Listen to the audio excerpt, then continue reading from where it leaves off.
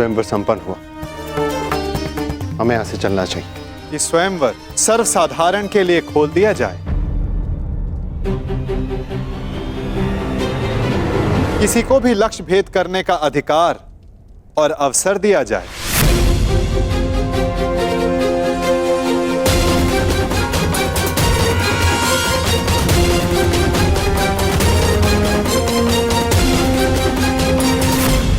लो, मेरे होने वाले सम्राट, अब स्वयंवर तो सबके लिए खुल गया है। जब कोई कुछ कर ही नहीं पाएगा तो कर्ण को अवश्य अवसर मिलेगा। हमें यहाँ रुकना चाहिए। नहीं मामाश्री, यदि अब हम पांचाल में रुके तो केवल एक ही कारण होगा, और वो युद्ध है, अन्यथा नहीं। चलिए यहां से।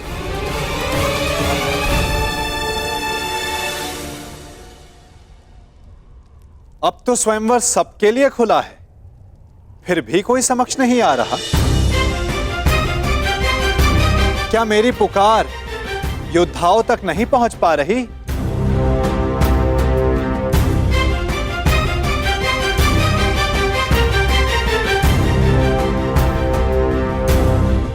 छिपे हुए योद्धाओं, अपने मन से प्रश्न करो कि क्या अधिक महत्वपूर्ण है, अज्ञात में रहकर अपना परिचय छिपाना,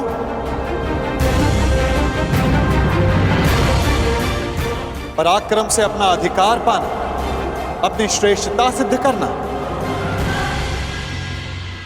क्या कोई योद्धा नहीं जो ये लक्ष्य साध सके? क्या किसी की भुजाओं में बल नहीं? यदि है तो मैं उसका आवाहन करता हूं। अर्जुन, आगे बढ़ो।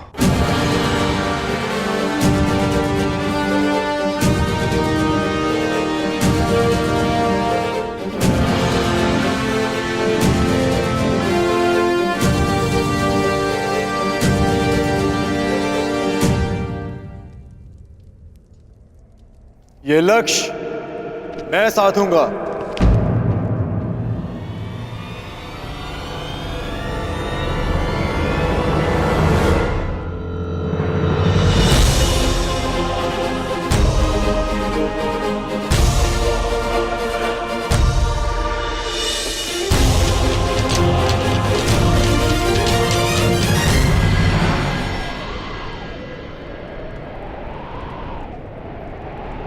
जब वो क्षण आएगा, तुम्हें स्वयं अनुभूत हो जाएगा सखी।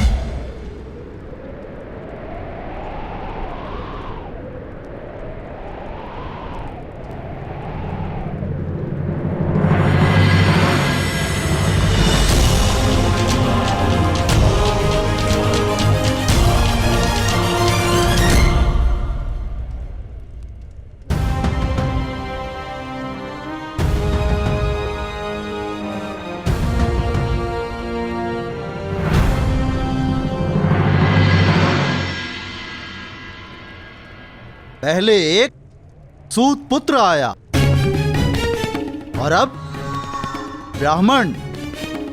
सत्य कहा था देवकी नंदन ने, ये स्वयंवर तो अविस्मरणीय रहेगा।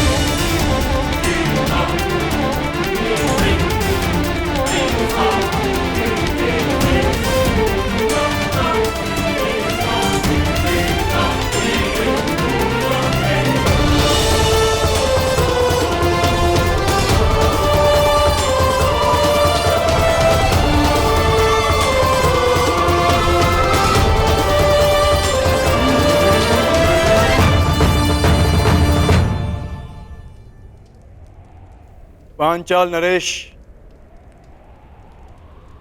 लक्ष्य संधान की अनुमति चाहूंगा। ब्राह्मण देवता, आप भूलवश यहाँ आ गए हैं। यज्ञशाला दूसरी ओर है और भिक्षादान द्वार पर हो रहा है। जाइए।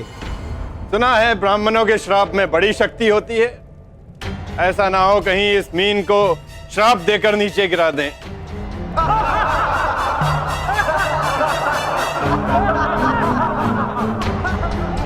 ब्राह्मण युवक, क्या तुम विवेक से यह निर्णय ले रहे हो? कदाचित तुम्हारी शिक्षा दीक्षा पालन पोषण इस परीक्षा के अनुरूप नहीं है।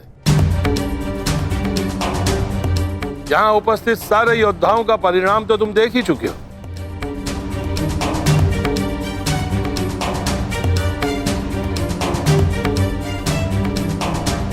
मैं आपके विचारों से सहमत हूं पांचाल नरेश,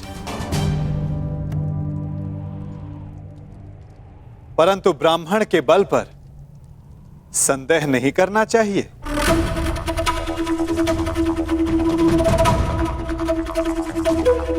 मानसिक दृष्टा शारीरिक बल से अधिक प्रभावी होती है।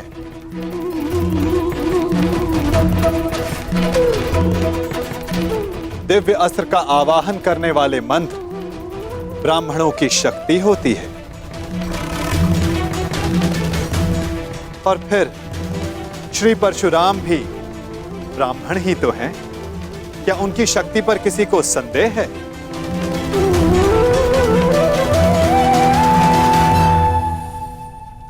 वासुदेव, इस युवक को अनुमति दिलाने के लिए इतना बल क्यों दे रहे हैं? छोड़ो ना मित्र, जितना अपमान सहना था सह लिया। अब यहां रुकने का कोई अर्थ नहीं। चलो यहां से। रुको, मैं ये देखना चाहता हूं कि यहां क्या होने जा रहा है। और जैसा कि मैंने पहले भी कहा पांचाल नरेश, ये स्वयंवर है।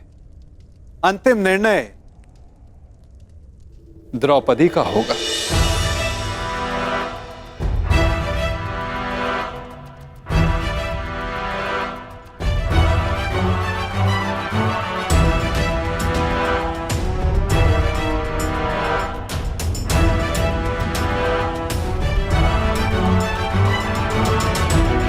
याज्ञसेनी, क्या तुम इस ब्राह्मण युवक को अपना कौशल सिद्ध करने का अवसर देना चाहोगी?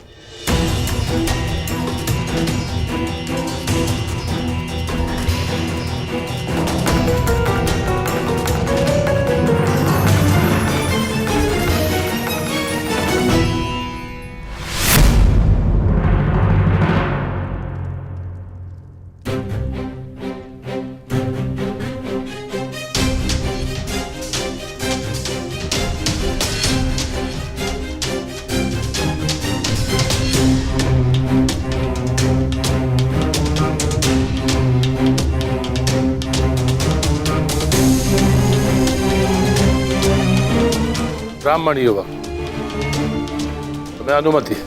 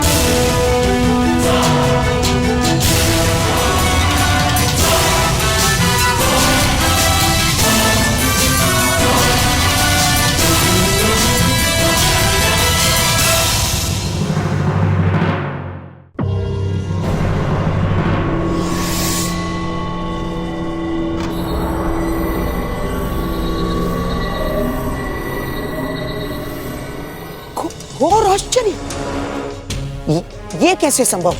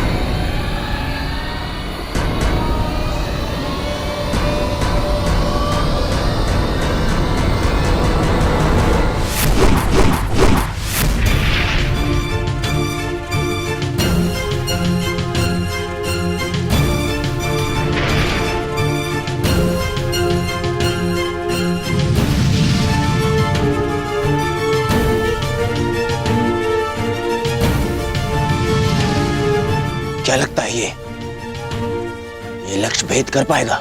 अवश्य मित्र। संधान सर्वथा उत्तम था।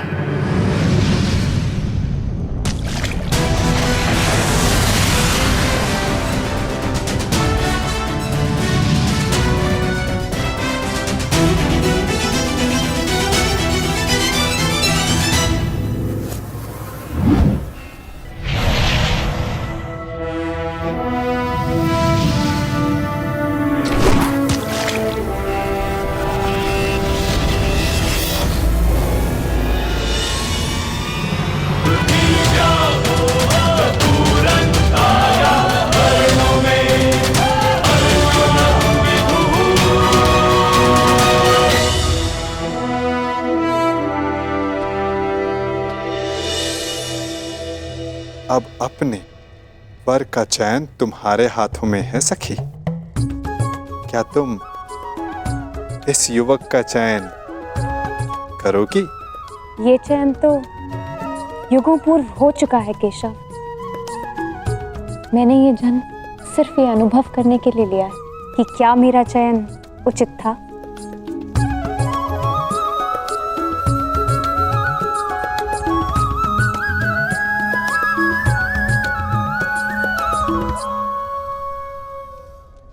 एक साधारण ब्राह्मण ने लक्ष्य भेद कर कैसे लिया? जो तुम्हारे सामने खड़ा है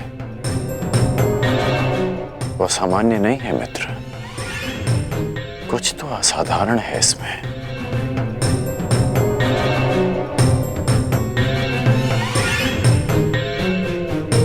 जो मैं अनुभव कर रहा हूं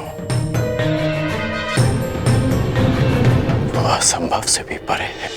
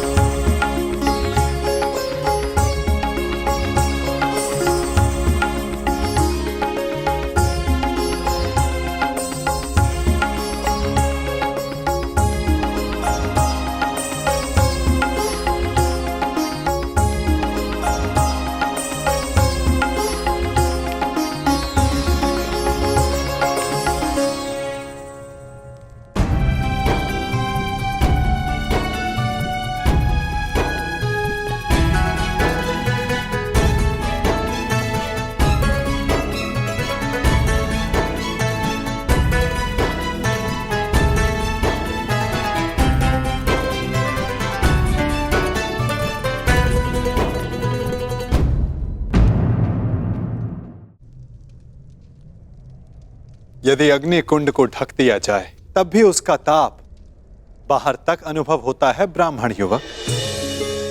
तुम्हारे भीतर की योद्धा की अग्नि को ब्राह्मण वेश रोक ना सका। और अग्नि तो पुनीता होती है, जब तक तुम्हारे जीवन का उद्देश्य पूर्ण ना हो जाए तुम्हें भस्म कैसे कर सकती है।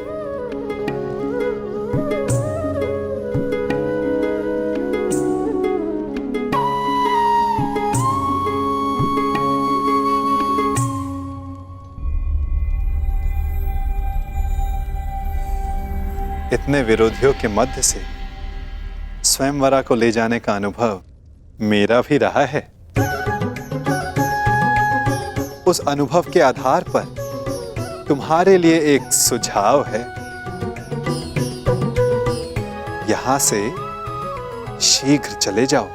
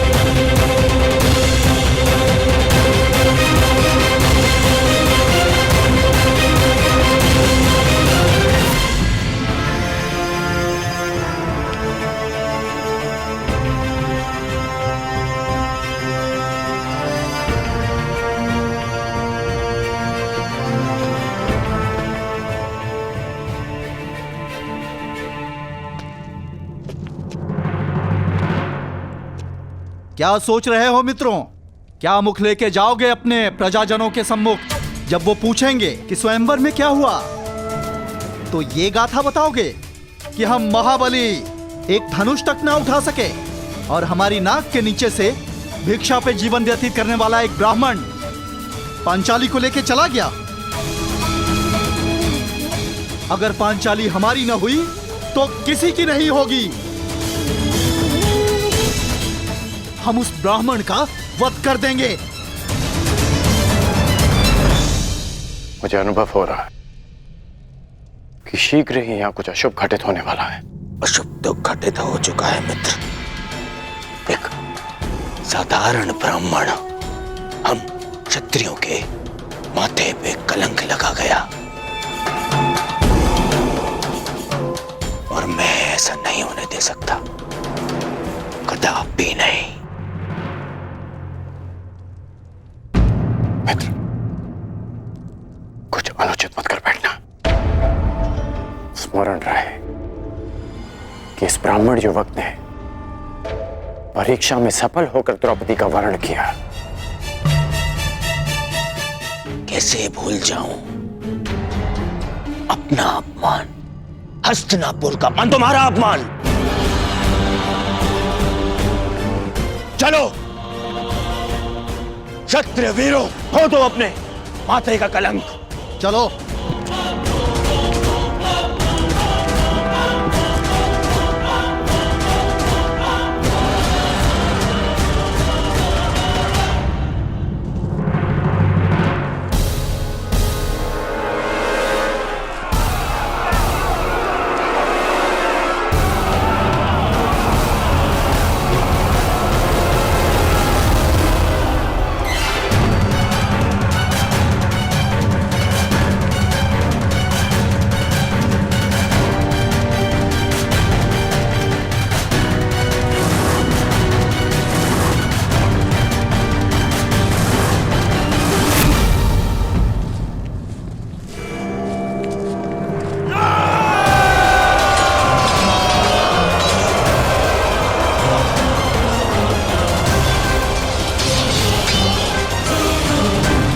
भ्राताश्री, पांचाली को यहाँ से सुरक्षित ले जाइए।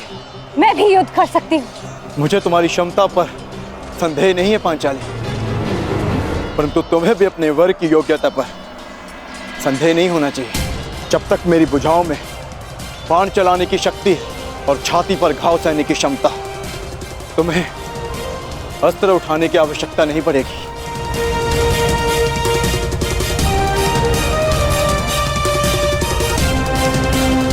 अंगराज, नियति सबको दूसरा अवसर नहीं देती, परंतु तुम्हें दूसरा अवसर मिला है। चयन करने में भूल मत कर बैठना।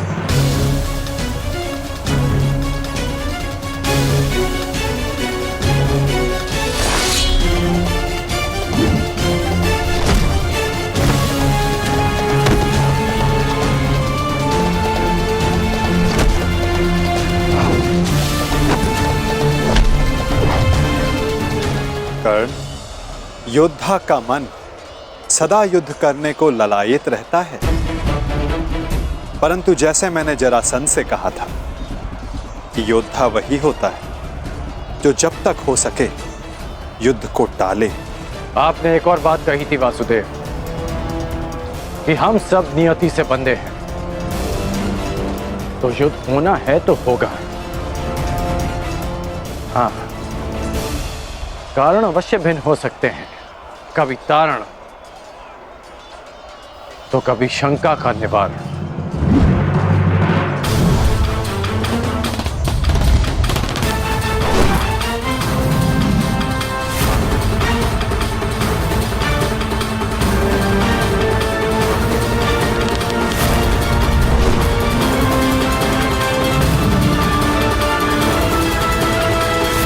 कैसी शंका अंगराज?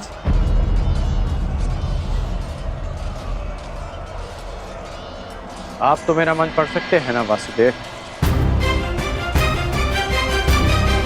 तो बताइए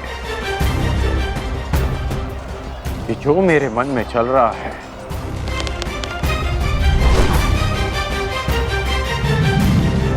क्या वो सत्य है?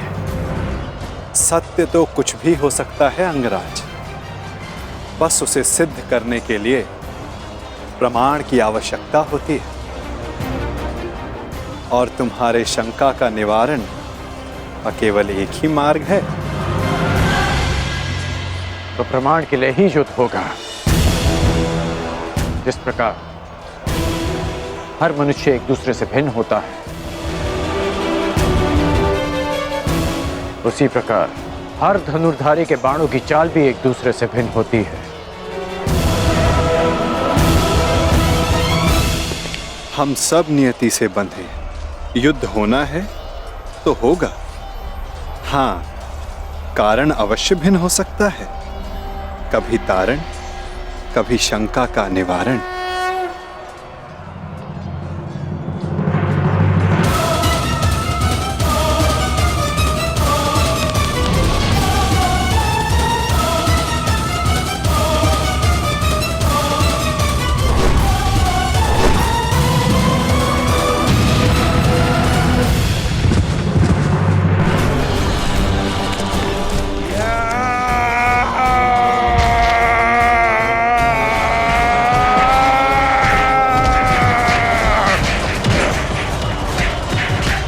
रुको ब्राह्मण पुत्र,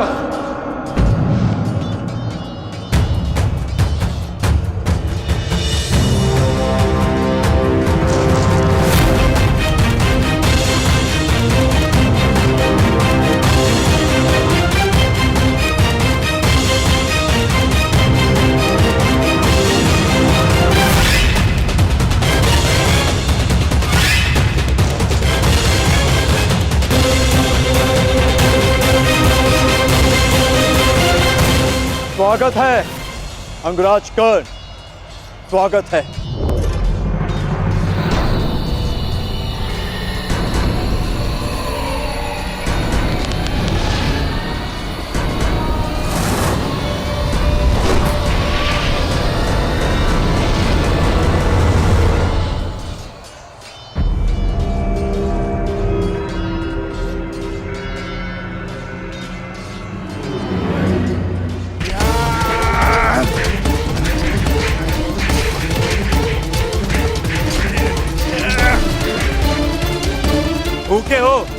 बड़े भूखे हो ब्राह्मण, अब ये वृक्ष उखाड़ रहे। अरे हाँ, तुम्हें देखकर मुझे एक मूर्ख का स्मरण होता है, वो भी भोजन के लिए सदैव व्याकुल रहता था। अरे महाकाय ब्राह्मण, बालों को पर क्यों प्रहार कर रहे हो? आओ, मुझ पर प्रहार कर, आओ। इससे अवसर की मैं कब से प्रतीक्षा कर रहा था।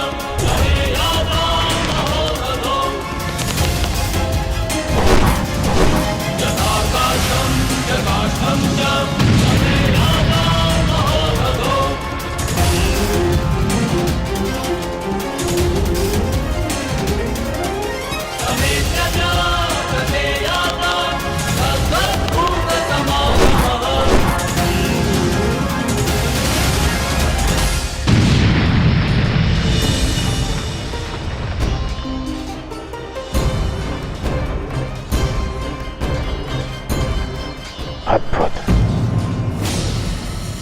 क्या तुम सच में ब्राह्मण हो वीर?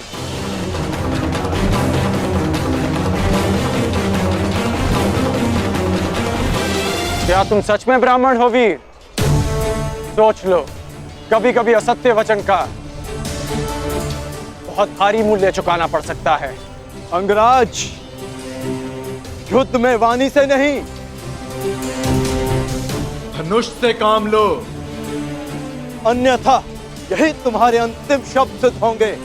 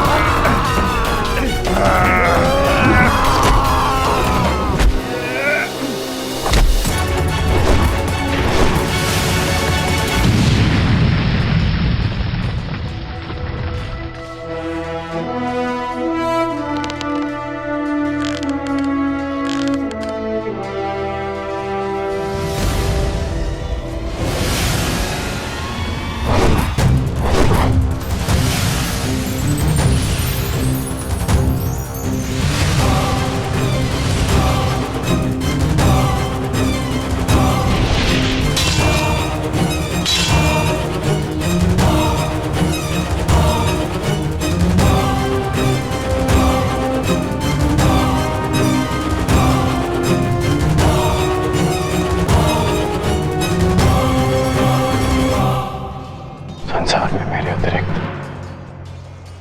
केवल एक ही योद्धा है जो इतना चपल है। अर्जुन।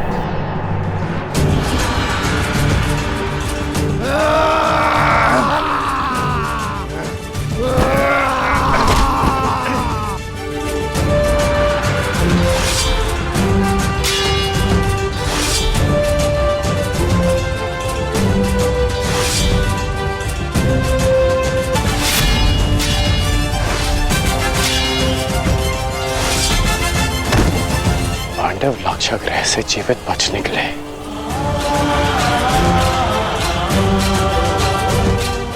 अर्थात माता कुंती भी सुरक्षित है।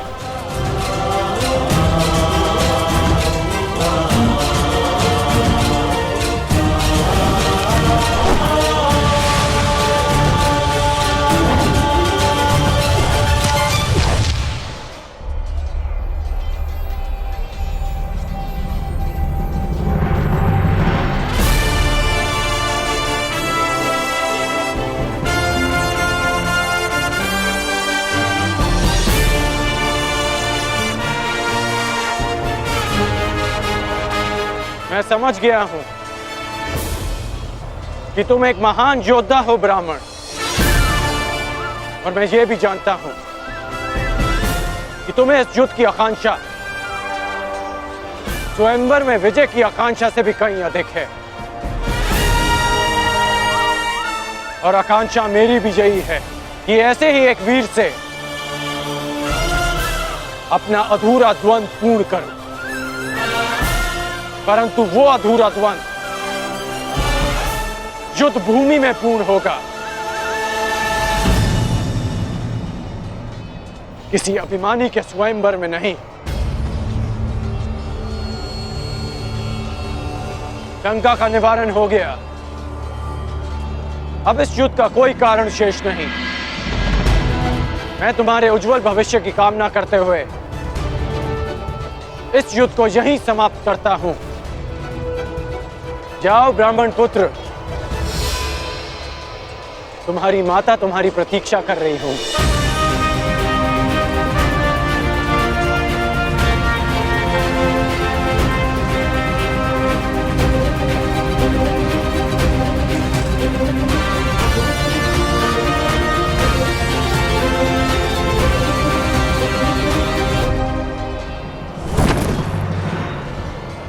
रुक जाओ मित्र, ये युद्ध यहीं समाप्त करो मित्र। विजेता को अपनी स्वयंवर आदर से ले जाने दो मित्र। नहीं मित्र, हम इन्हें मित्रों में वाद परिवाद नहीं होता। ये ब्राह्मण अपने उपहार का अधिकारी है।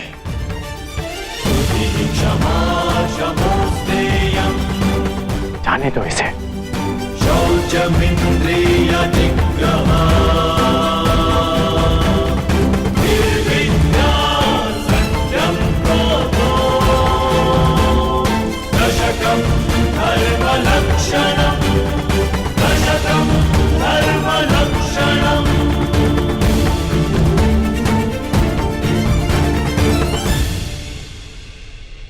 माता कुंती और पांडव जीवित हैं। मेरे मन से एक बोझ उतर गया। अन्यथा लाक्षागृह की वो अग्नि मेरे मन को सदैव जलाती रहती।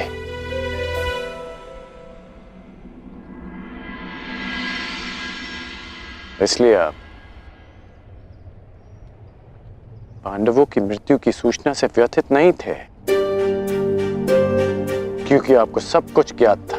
यदि ज्ञात ना भी होता तो भी व्यथित होने का कोई कारण नहीं था। कर्ण, अब तो सत्य स्वीकारिए केशव। अब समझ आया आपका वो कथन कि एक खेल प्रारंभ होने जा रहा है। वो खेल जिसका मैं भी एक पात्र हूं। अब समझ में आया कि आपने मुझे स्वयंवर में भाग ना लेने की मंत्रणा क्यों दी। अब समझ आया कि कर्म की हुंकार भरने वाले कृष्ण उस समय क्यों मौन रहे जब जन्म के कारण हरी सभा में मेरा उपहास उड़ाया गया।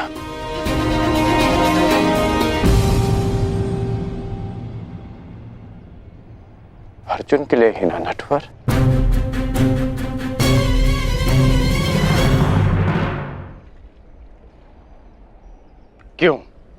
क्यों किया आपने ऐसा? केवल अर्जुन को स्वयंवर में जिताने के लिए? इसलिए आपने ऐसी परीक्षा रखी जो अर्जुन के पक्ष में हो, ताकि वो पांचाली का भंग कर सके। अर्जुन के लिए इतना झुकाव क्यों? उसके लिए मेरा अपमान क्यों? इतना बड़ा खेल क्यों? इतना पक्षपात क्यों? क्यों वासुदेव? क्या तुम ये कह रहे हो कि मैं पक्षपाती हूं मित्र? क्यों? क्या आप नहीं हैं? नहीं कर्ण, मैं अर्जुन के उतना ही पक्ष में हूं जितना तुम्हारे पक्ष में। सत्य कहूं तो मैं सबके पक्ष में हूं और किसी के पक्ष में भी नहीं। ये तो कर्ता पर निर्भर करता है कि वो कौन सा पक्ष चुनता है मित्र। आप कुछ भी कहें, परंतु मुझे ज्ञात है कि ये खेल आप ही ने रचा है। ठीक है, यदि तुम ऐसा मानते हो तो क्या ये नहीं जानना चाहोगे कि मैंने ये सब कैसे किया? नहीं, मैं केवल ये जानना चाहूंगा कि आपने ये क्यों किया। प्रश्न बड़ा विकट है कर्ण। यदि विस्तार से इसका उत्तर दिया तो सुनने में तुम्हारा जीवन छोटा पड़ जाएगा, परंतु तुम्हारे शंका के निवारण के लिए मैं इसे संक्षिप्त में बताता हूं।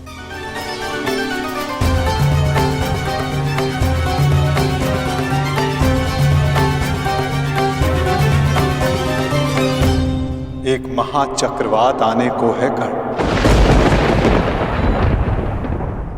ऐसा विकराल चक्रवात जिससे कोई भी सुरक्षित नहीं रह पाएगा।